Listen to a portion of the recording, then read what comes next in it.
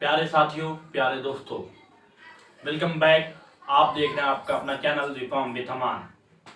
आज जिस इशू पे हम बात करना चाह रहे हैं, इस टॉपिक पे मैं बात करना चाह रहा हूँ। इस टॉपिक पे बहुत ही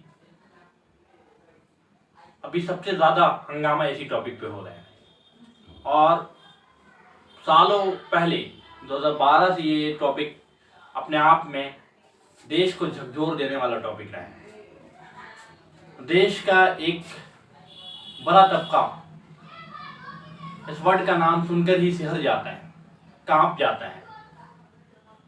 और एक बड़ा तबका इस वर्ड या इस वर्ड से जुड़ी हुई जो घटना होती है, इस सब से जुड़ी हुई जो घटना होती है, उससे बचाव के लिए कुछ करता तो नहीं है, लेकिन उस घटने के हो जाने के बाद, घटित हो जाने के बाद एक हंगामा खड़ा कर देती है। क्या ये हंगामा खड़ा करना सही है? ये आपकी हिम्मत हौसले को सलाम है कि आप हंगामा खड़ा करते हैं। लेकिन आखिर इतनी लंबी दलील जो मैं दे रहा हूँ, आखिर वो कौन सा टॉपिक है? आखिर किस बात की तरफ मैं आपको ध्यान आकर्षित करने वाला हूँ? इसके लिए आपको मेरे साथ पूरी वीडियो देखनी पड़ेगी और अंत तक देखनी पड़ेगी, तभी आप समझ पाएंगे कि मैं कहना क्या चाह रहा हूँ। हमारा समाज विभिन्न प्रकार के राज्यों से मिलकर, सभी राज्य के अपने बोलचाल हैं, अपनी भाषा हैं, लेकिन शिक्षा टेक्नोलॉजी ने एक दूसरे को करीब कर दिया है। सब एक दूसरे से जाने लगे हैं, एक दूसरे को समझने लगे हैं। लेकिन ऐसी भागदौड़ की जिंदगी में युवाओं के अंदर जो चंद सालों में जो सबसे खतरनाक आदत लग गई है, जो समाज के लिए अभिशाप बनती जा रही है, और समाज उस कारण से समाज में बहुत सारी बुराइयां पनप रही है। समाज का एक बड़ा हिस्सा कांप जाता है, सुनकर ही सिहर जाता है, वो है नशा। नशाखोरी जो है समाज के लिए अभिशाप है, समाज के लिए घून का काम करती है, समाज के लिए दीमक का काम करती है। नशाखोरी ये हमारे समाज को दीमक की तरह धीरे धीरे खाती जाती है। और ये नशाखोरी आजकल कम उम्र बच्चे ही यूज करने लगे हैं और कम उम्र बच्चे नशाखोरी की तरफ काफी तेजी से आकर्षित हो रहे हैं। ऐसा नहीं है कि नशाखोरी को आज भी हम आप कोई बुरी चीज मानते हैं। नशाखोरी को दीमक कहा जाता है, नशाखोरी को अभिशाप कहा जाता है, लेकिन फिर भी नशाखोरी को एक बड़ा तबका फैशन कहता है।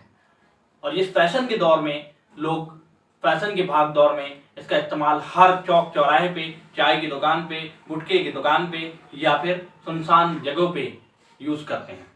ये मैं जो वीडियो बना रहा हूँ बिहार से बना रहा हूँ, और बिहार में शराब बंद है, लेकिन हर दिन शराब हमारी गलियों में मिलते हैं, हमारे चौराहों पे मिलते हैं और बड़े आम तरीके से नशा का इस्तेमाल किया जाता है। कॉरेक्स जो सिरप है, इसके इस्तेमाल बड़े आम फहम तरीके से किए जाते हैं, इसे बड़ी आसानी से लोग यूज करते हैं। और एक बड़ा तबका नशा में जो बहुत सारी हरकतें नौजवान कर जाते हैं या फिर नशा जो भी करते हैं वो करते हैं, वो तबका नशा को कैसे कम किया जाए, नशा की जो एक बहुत बड़े फैशन का दौर चल चुका है उससे कैसे निकाला जाए, इस पे काम करने को तैयार नहीं। सिर्फ वो उससे होने वाली घटना पे घटित हो जाने के बाद सवाल पूछते हैं। और ये घटना हर दिन हमारे घर की तरफ भागी चली आ रही है। हर दिन हमारे घर की जो बहनें हैं, हमारे समाज की जो लड़कियां हैं, वो इससे नशा की करने वाले लोगों की चपेट में आती जा रही है। क्योंकि आज और अभी की जो सबसे ज्यादा झकझोर देने वाली घटना है वो है दिल्ली की घटना, आपने सुना ही होगा। और उसके अलावा बिहार के विभिन्न हिस्सों में हर दिन कोई ना कोई घटना हो रही है जिसके बारे में हमें सुनने को नहीं मिलता। अभी 5 सितंबर गुजरा है, 5 सितंबर को एक घटना, समस्तीपुर की घटना, जो पूरे बिहार को झकझोर देने वाली थी, लेकिन हम आप किस कोने में चले गए हैं। हम आपकी जो इमोशन थी वो शायद दब गई है। वो ऐसी घटना को सुनने के बाद सिर्फ कैंडल मार्च करने के अलावा और कुछ नहीं करती, स्टेटस लगाने के अलावा और कुछ नहीं कर सकती। लेकिन हमें उठना होगा, और हमें इसलिए उठना होगा क्योंकि नशा से इस समाज को बचाना होगा। नशा युवा वर्ग में बहुत तेजी से जो फैल रहा है और किन चीजों को वो नशा बना रहे हैं, इस पे गौर करें अगर तो कॉलेज, विश्वविद्यालय में, यूनिवर्सिटीज में, स्कूलों में जो माहौल है उस माहौल में सबसे पहले हमें काम करना होगा। उस माहौल में कैसे नशा को परवान चढ़ाया जाता है उस पर गौर करना होगा। वहां बड़ी आसानी से अफीम मिल जाते हैं, वहां बड़ी आसानी से गांजा मिल जाता है, हीरोइन मिल जाता है, ये सारी चीजें मिल जाती है और इसका इस्तेमाल बड़ी आसानी से लोग करते हैं। लेकिन नशे की लत से अचानक से छुटकारा भी पाना मुमकिन नहीं है। जो लोग नशा करते हैं तो इसका क्या मतलब है कि वो जो नशा कर रहा है उसको हम समाज का दीमक समझ के छोड़ दें, उसे हम अपने समाज का या अपने जिस्म का एक अंग को काट कर हटा देना समझ लें। नहीं, वो हमारा एक अंग है तो हमें उस अंग को ठीक करना होगा। उस अंग को ठीक करने के लिए हमें कुछ काम करना होगा। एक बार जो इस अंग चंगुल में फंस गया तो उसको निकालने के लिए असंभव कोशिश करना होगा। संभव कोशिश से काम नहीं चलने वाला। आपको पहले ही ये मान लेना होगा कि ये काम इम्पॉसिबल है, तभी आप उस काम को करिएगा तो ये कुछ कर पाएंगे। इस लत को पूरा करने के लिए चोरी, लूट, डकैती, बलात्कार, इस तरह की बहुत सारी घटना को अंजाम दिया जाता है और इस तरह की घटना को देने में धीरे धीरे परिवार वाले भी साथ देने लगते हैं।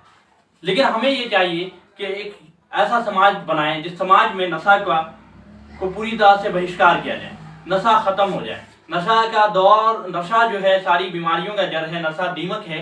तो नशा से छुटकारा पाने के लिए हमें खुद भी गौर करना होगा कि कैसे इस नशा की लत से अपने समाज को बचाया जाए और अपने घर के बच्चों को बचाया जाए। और उसके बाद जब आप नशा से बचाएं किसी को, नशा की लत से दूर करें, उस बच्चे से सबसे पहले प्यार से मिलें। परिवार को चाहिए कि उस बच्चे के साथ तन्हे मोहब्बत से पेश आए। धीरे धीरे वो नशा की लत से दूर हो जाएगा और हमारा एक समाज जो खुशियों भरा समाज होगा, जहां हमारी बहनें, हमारी लड़कियां और हमारे जो घर के लोग हैं जिनको हर वो नशाखोर से किसी न किसी तरह का डर है, वो डर खत्म हो जाएगा। और वो डर खत्म करना हमारी जिम्मेदारी है, क्योंकि हम भारतीय नागरिक के ऊपर ये फर्ज बनता है कि हम अपने देश के हर नागरिक की हिफाजत करने के लिए, हर नागरिक को खुश रखने के लिए कोशिश करें।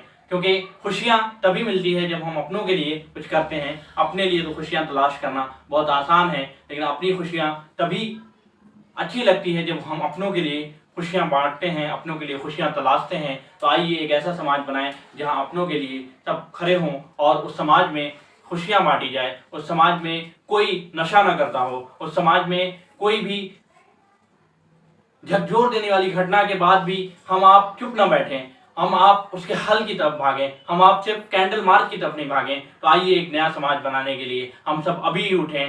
तो दोस्तों, अगर ये वीडियो आपको अच्छी लगी है तो इस वीडियो को अपने साथियों के साथ दूर दूर तक शेयर करें और हमारे चैनल को सब्सक्राइब करें। Thanks for watching.